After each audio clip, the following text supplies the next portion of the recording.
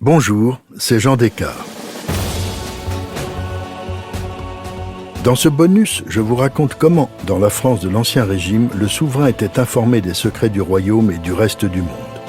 Depuis longtemps, l'État et ses souverains espionnent l'intimité des Français. La surveillance du courrier se développa au XVIIe siècle à l'époque de Richelieu, puis de Louis XIV. Mais c'est sous le règne de Louis XV qu'un service structuré est créé. Son nom officiel est « Cabinet du secret des postes », mais on lui donne vite le surnom inquiétant de « Cabinet noir ». Pour des raisons de sécurité, ces agents étaient particulièrement chargés d'examiner les correspondances privées. C'était une censure politique. Le personnel y est pourvu d'un outillage spécial pour décoller les cachets qui ferment les lettres.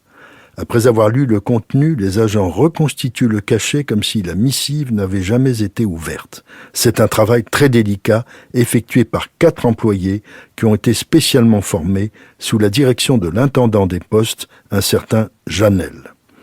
Il dispose d'une dotation de 50 000 livres prise sur les fonds du ministère des Affaires étrangères. Lorsqu'il devient roi, Louis XVI est choqué que l'on puisse espionner la correspondance privée. Il décide qu'elle est inviolable. Le roi interdit même qu'on utilise en justice dans un procès les lettres interceptées. Plus tard, la Révolution puis Napoléon utilisèrent largement la censure du courrier privé.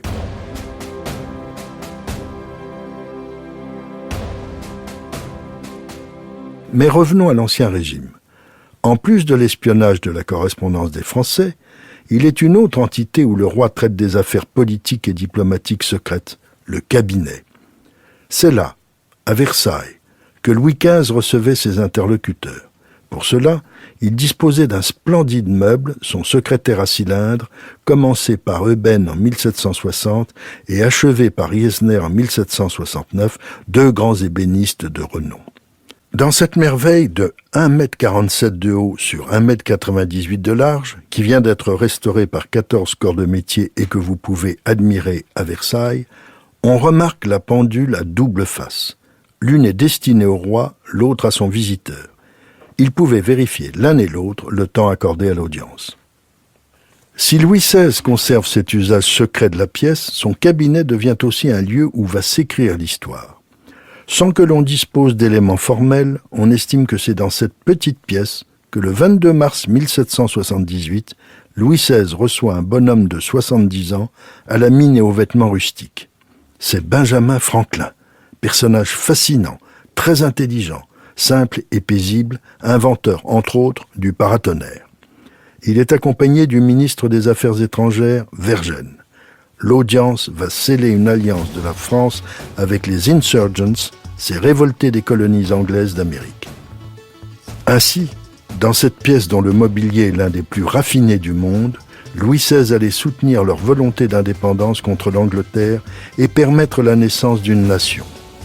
Une monarchie allait accompagner et aider une future république.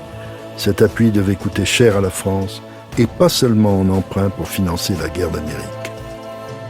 Si cet épisode vous a plu, écoutez le récit de « Au cœur de l'histoire » dédié à une espionne mythique, Mata Hari. Il vous plaira aussi, et n'hésitez pas à en parler autour de vous et à me laisser vos commentaires sur le groupe Facebook de l'émission. Je vous dis à bientôt pour un nouveau récit de « Au cœur de l'histoire ». Au cœur de l'histoire est une production Europe 1 Studio. Ce podcast est écrit et présenté par Jean Descartes. Il a été réalisé par Guillaume Vassaux. Pour ne rater aucun épisode, abonnez-vous sur Apple Podcasts ou vos plateformes habituelles d'écoute.